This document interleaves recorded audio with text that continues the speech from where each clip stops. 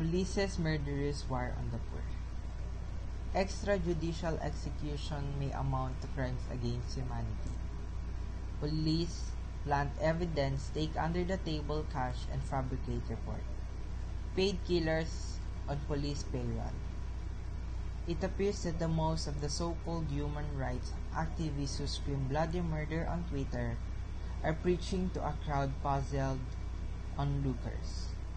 After all, Filipinos no longer believe that the law applies to everyone. Many believe that the law has been twisted to serve the interests of the powerful in the name of family, friendship, and business. I think it's sort of the conflicted with the extrajudicial killing that had been happening. It might make the whole country safe, but what about the cons of it? How about the accused ones? The rise of the police brutality. The possibilities are endless and very much concerning for me. At the beginning of the reign of Duterte, the war on drugs has become the highlight of his campaign. It seems like it was the start of the new crimeless generation in our country. As time passed by, and the number of the alleged drug user went insanely high, it became terrifying for me. It was really disturbing to see on the news that there were people on the street dead with a sign that said, "Drug pusher ako, wag tularan." I honestly believe that the most of the people that are killed aren't really related to drugs at all. Just like the student Kian Santos. I think it would be better if the policemen would put it in the proper process rather than to put the law on their hands. If you are poor, you are killed.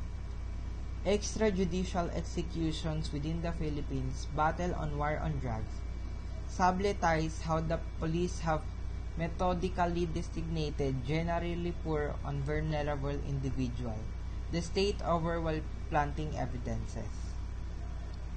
Enrolling paid executioners, taking from individual they kill and creating official episode reports. This isn't a conflict on drugs, yet a conflict on poor people. Frequently on the flimsiest of proof, individuals blamed for utilizing or selling drugs are being killed for make the most economy of homicide. Under President Duterte's standard, the general public police are overstepping laws they must maintain while benefiting from the homicide of truant individuals. The general public authority should be elevated. Similar road Duterte pledged to freed from wrongdoing are presently loaded up with assemblage of people wrongfully killed by his own police.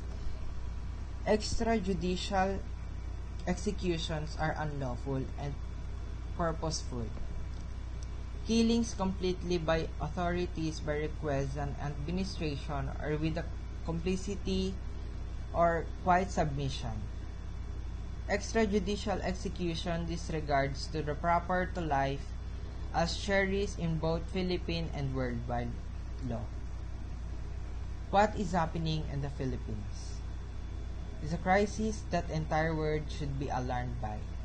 We are calling on the government from President Duterte down to order an immediate halt to extrajudicial executions. We are also calling on the Philippine Department of Justice to investigate and prosecute anyone involved in these killings, regardless of their rank or status in the police or government.